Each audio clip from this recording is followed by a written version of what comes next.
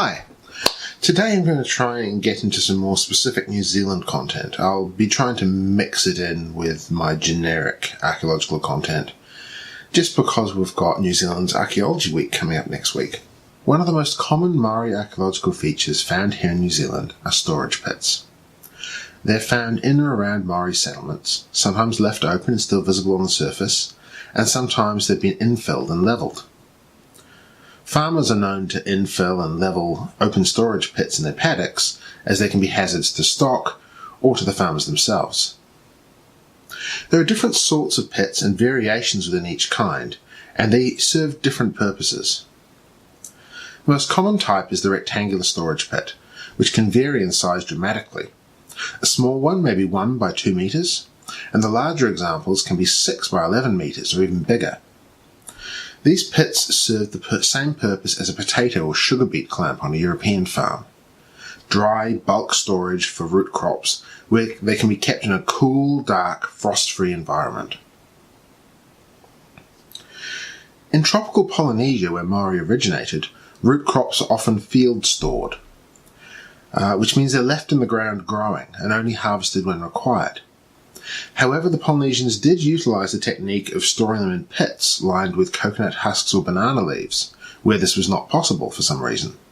And it's this technique that they had to use heavily in the temperate climate of New Zealand, where tropical root crops would rot on the ground or be frost damaged if field stored. Rectangular storage pits have various features within them. At the bare minimum, a line of post holes down the centre to support the A-frame roof. Some examples use 2 or more parallel lines of post holes, and in larger examples the extra weight of the roof necessitates the extra support. The roofs were heavy due to the earth piled over them for extra insulation. Drainage and water control features are also common in the floor of storage pits, to channel leaching groundwater away from the crops. Sumps are sometimes present in the corners of the pits. These may be, as the name suggests, sumps to collect water runoff, or could serve as rat traps, depending on the exact form of the hole. I don't see why one shaped specifically to be a rat trap couldn't serve as a sump as well. Maori brought the Polynesian rat, or kiore, with them to New Zealand, meaning that they had to be managed as a pest, although they were considered by some Maori as a food source. The floors of the pits would be covered in bracken or tree fern fronds, in the same way the potato clamp base is covered in a layer of straw. The walls were lined with timber or slabs of tree fern, and then the pit carefully filled with stacked kumara or taro tubers. One end of the pit will be completely closed off, and the other will have a basic door for access. Rectangular pits did not tend to have much in the way of decoration or ornamentation. They were plain and utilitarian. The most important thing was to keep the crops safe. Another form of storage pit is a type archaeologists call the bell-shaped rua, or simply rua, which is the Maori word for pit, rua kai, meaning food pit. These pits were smaller than the rectangular variety, and while serving the same function as a climate-controlled store, they were more to serve an individual household on a day-to-day basis.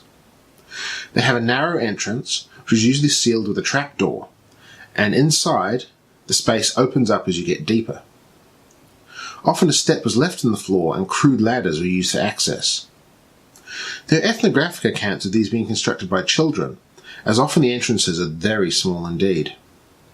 The type I've drawn here is dug into a flat surface, but this pit type could also be dug into a bank or even a sheer cliff face to create a cave. I've seen them dug into the walls of large rectangular pits as well. This type of pit would have held baskets of food and piles of tubers, with the floor and walls faced with bracken in the same way as the floor of a rectangular pit. Sometimes dividers and separate cavities were used to divide different types of crop. There are ethnographic accounts of this form of pit being used in another way as well, as cisterns holding water atop hilltop pa, where fresh water may not be available when the pa is besieged. This function would only work when the subsoils are not free draining and the water is actually able to pool. Sometimes archaeologists find evidence of burning inside pits, and this points to fire being used to sterilise a pit of mould or decay using heat and smoke. The third kind of pit is very small indeed, with tapering sides the same as a bell roar. Archaeologists refer to these as bin pits, and they vary in shape and size a bit. But some of them look very much like what a US Army survival manual call a bottle trap. Structurally, they can be the same as sumps found in a rectangular pit. They could also be used for stashing or hiding smaller objects, such as caches of adze blades. These examples are generic. Ethnographers and archaeologists have recorded variation in pit design around the country, which likely relates to a combination of different tribal traditions and adaptations to differing climates and soil types. Maori had one other kind of important storage structure, but it's not a pit. Pataka are raised storehouses. Specific types will have specific different names, but they all were huts on tall poles to store objects safely away from predators. Foodstuffs that did not require cold storage could be kept there, but pataka were not used exclusively for food. Sometimes they contained something valuable or even sacred items. Correspondingly, they were also more highly decorated than the rectangular pits, sometimes with very ornate carvings. Archaeologically, all that usually remains of a pataka are the large post holes required to support these structures. Here are a couple of examples of archaeologically excavated storage pits. One thing to take into account with archaeological examples is that the top of the pit will normally have been truncated. As in a simple stratigraphy site, we will strip the site down to the subsoil to reveal the features. Given their location on ridgelines and terraces, the modern ground level will not have changed much from the historic one, and has possibly dropped due to erosion. So it's necessary to mentally add the depth of the topsoil horizon to the depth of any excavated pit. In a site with multiple layers of stratigraphy, it may be possible to see the level that the pit was cut in from, and therefore measure the pit's depth from there rather than from the surface. Not every pit is a storage pit. In many cases, what's visible on the surface is a rectangular or oval depression in a paddock. Archaeologists have to be aware that other processes can create some quite convincing storage pit facsimiles. And if fooled by them, an archaeologist can be made to look bloody stupid. The simplest way to test these features is a test excavation, but usually legislation prevents archaeologists from digging holes wherever they want in order to provide certainty. Here are some examples. Tree throws. When a tree is blown over in a storm, its rootstock can lift out huge chunks of soil, creating a pit in an otherwise smooth ground surface. If the tree rots in place, it can leave a pile of earth where the roots were on one side of the pit, which is a clear flag to an archaeologist that the pit is not an archaeological feature. If the fallen tree has been cleared away, all that remains is a scoop in the ground. In that case, the archaeologist needs to pay close attention to context. Where is the pit? What other archaeological features are around? Storage pits tend to be dug on ridgelines or terraces, not in complete isolation. Still, something as simple as a fallen tree can cause an archaeologist difficulties. Another Maori archaeological feature that can get mixed up with storage pits are borrow pits. They are typically irregular, they're located in gravelly soil, and were dug to borrow the gravel for mixing into the soil of the fields to make it more suitable for Maori agriculture. Form and context are useful here as well. What if a pit is clearly rectangular, obviously man-made? It may still not be a Maori archaeological feature. In World War II, New Zealand faced the prospect of invasion by the Japanese Empire, and fortifications were established around the country as a result.